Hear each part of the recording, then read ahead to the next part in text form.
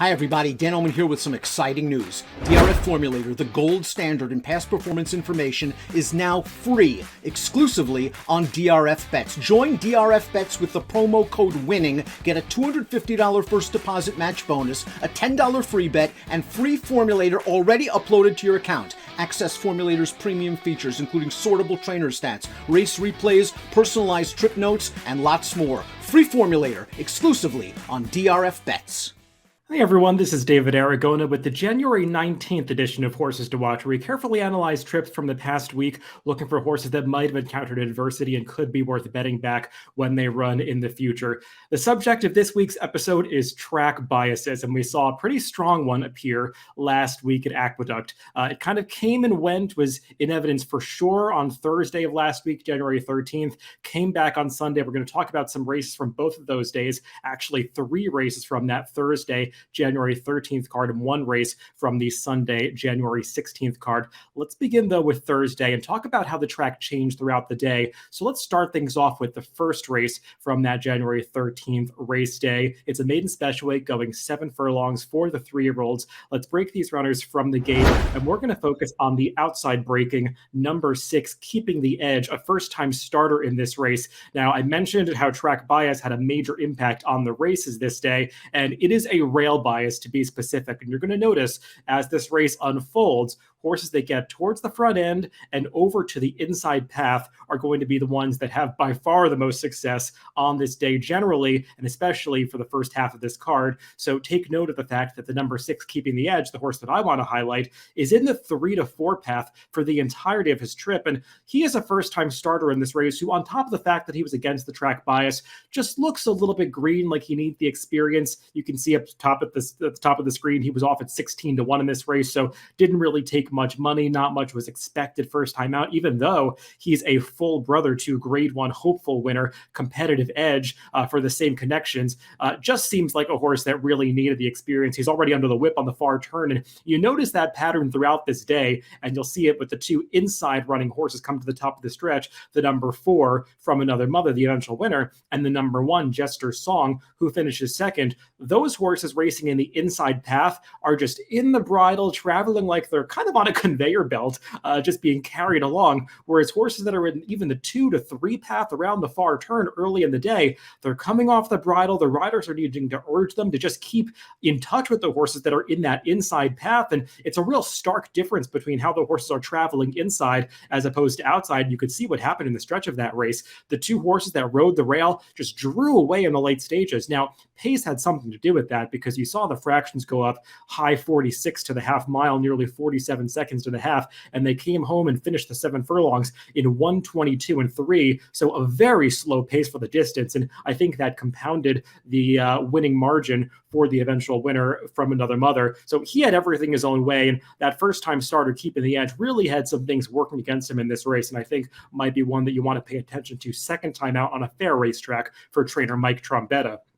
Let's move on to the 4th race from that Thursday, January 13th card, and talk about another first-time starter. This is a maiden special weight going 6 furlongs for the New York bred fillies and mares. We'll break these runners from the gate, and I want to focus on the number 7, Bavarian Cream, a debut runner from the Mark Hennig barn by Bayern. Not a lot of dam side pedigree for this one, but Bayern, a very good first-time out sire, and this filly had shown some ability in the mornings coming into this race, so even though she went off at 8 to 1, there were some things to like about her, but she just never really had a chance to strut her stuff given the trip that she gets over this racetrack. And once again, on Thursday, the first half of the races this day, I would argue up until about race 5, there was as strong a rail bias as we've seen for this entire Aqueduct meet, really going back several Aqueduct meets. You don't often see a bias that is this pronounced, and it's really going to affect the eventual winner of this race, the number 1, Norman Queen. She went off at 8 to 5. She didn't really look like an 8 to 5 shot on paper, but by this point of the day, with 3 races down, the public was onto the way the racetrack was playing, so they just made the inside speed the favorite, and she took all the money despite coming in with somewhat inferior form. And you could see the number 7, Bavarian Cream, she was 2 to 3 wide all the way around the far turn, and that's just the kiss of death on this racetrack. You cannot get that kind of trip and be successful when the rail is yielding such an advantage. And you could even see here coming to the 8th pole, it seems like she has that gray horse to the inside, Steppenhawk, put away, but that horse, even though she was a long shot in this race, was riding the rail for so long, she finds that extra burst at the end and runs by Bavarian Cream for second, and Bavarian Cream almost gets passed for third by a horse who had ridden the rail for much of her trip. So horses that were on the inside were just finding a little bit more of the ends of their races, whereas horses that didn't spend any of their trips on the inside were really compromised through the first half of the card on Thursday, January 13th. Now, I'm going to talk about one more race from Thursday, the 7th race of the day. And by this point, I think the track kind of changed a little bit. I'm not sure exactly what happened, if track management made some alterations, because that bias was really so pronounced. It was the kind of thing you couldn't not notice. So you wonder what happened. Also, sometimes later in the day at Aqueduct, when the temperatures get warmer, things just tend to change a little bit. The track can get faster or slower. So I think we saw that happen on Thursday by the time race 7 rolled around. This is a starter allowance, 50,000, going 1.1 miles around the 2 turns of the Aqueduct main track. Let's break these runners from the gate. And I want to focus on one half of the number 2 entry, the plain 2, the chestnut horse in those white blinkers, Pure 40. Now, you can see coming out of the starting gate, he is under a hustling ride by Eric Cancel, but he's not the only one who's trying to get forward position over this track, because even though the track was kind of changing by this point, the riders were still kind of putting their tactics in place as if the track was playing to speed in the rail. And you could see, even going this demanding 1 1/8 distance, a lot of the riders were getting way more aggressive than you usually see on the New York circuit. Typically going 1 1/8, there's a lot of snatching and grabbing. Not so in this race, when Kendrick Carmouche, I believe, who was on the number 3 Blue Grotto, a horse that looked like a deep closer on paper, was just aggressively ridden to get to the front end here. And you could see the riders really adjusting to the way the racetrack played through the first half of the card. Now, Pure 40 is wide for his entire trip, but like I was saying, I don't think that wide trips were as detrimental to horses later in the day on this Thursday card.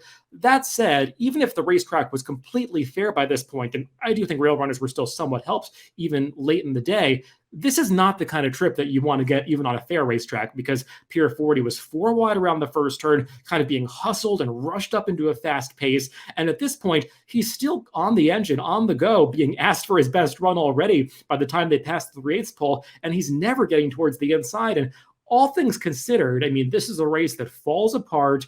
It's dominated by horses that either were inside early or coming from the back of the pack.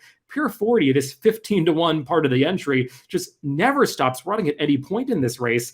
You could see him coming into the stretch here in the 2-path, still challenging this longtime leader, High Tide, for the lead. And that horse gets over to the inside, but still racing on the less live part of the track. Pure 40 is able to forge past that foe, and he's just not able to hold off the late charge of Jokari in the late stages. But still, Pure 40 runs an amazing race considering his form coming in. Now, he was going first off the claim for Juan Vasquez here, and he was 15-1 because he was making a huge jump up in class coming out of a conditioned $14,000 claimer into this higher level starter allowance race. So clearly the connections in placing him here expected some improvement, but I would say he improved even more than the public or the connections might have expected, because he ran a winning race here, just did not get the kind of trip that was going to be successful under any circumstances, bias track or not, going this 1 1/8 distance at Aqueduct. So a horse that you might want to pay attention to when he runs back next time out, because he ran a lot better than his finishing position would indicate.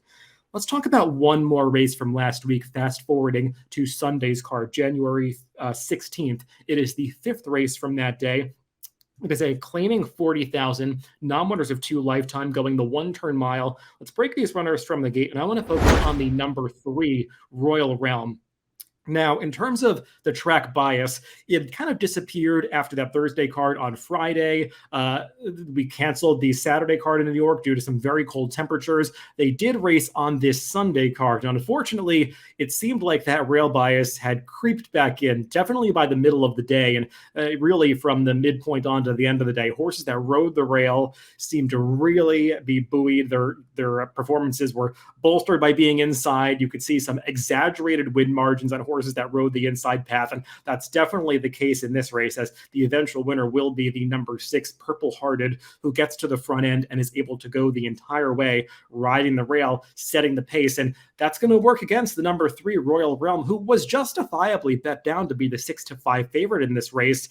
Unfortunately, though, even though he was coming in with superior speed figures, better form than his competition, he does not get the kind of trip that's going to be successful over this track.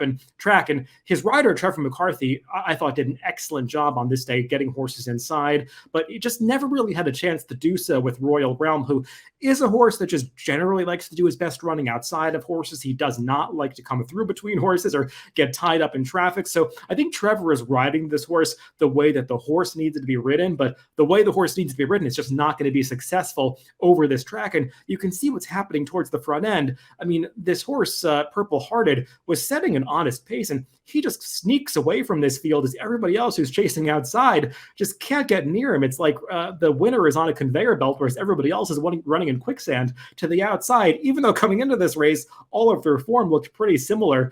Not the case coming out, as the winner gets an 89 buyer, and the horses that finish far behind get much lower speed figures. Royal Realm, though, all things considered, the fact that he was 3 to 4 wide the entire way, I thought he did pretty well to just miss for second. He finishes third in this race, losing out on that runner-up spot by about a nose when they come to the wire. But I thought he ran pretty well, considering the fact that he was never inside here. So it might look like he regressed a little bit coming into this race, but I think he actually held his form pretty well and would be very dangerous if he comes back at this level or moves back up to the starter allowance level in his subsequent start. So those are not the only horses that were affected by track biases this past week. If I were you, I would go back and watch some races from especially Thursday's card, the first half of the day, or most of the card on Sunday. Horses that were outside against that rail bias are the ones that you want to bet back in the future. And these can be pretty lucrative days to bet horses back from, because there will be some very hidden form and horses that ran deceptively well against these biases. So it's really worth paying attention to how horses ran on these very biased days, because you can make some big scores in the future. Remember, if you want to follow these horses or any others, you can add them to your horse watch on DRF.com. Just add them to a list and you'll get email notifications when these horses run back in the future. Thanks for listening this week, and make sure to catch future episodes of Horses to Watch on upcoming Wednesdays.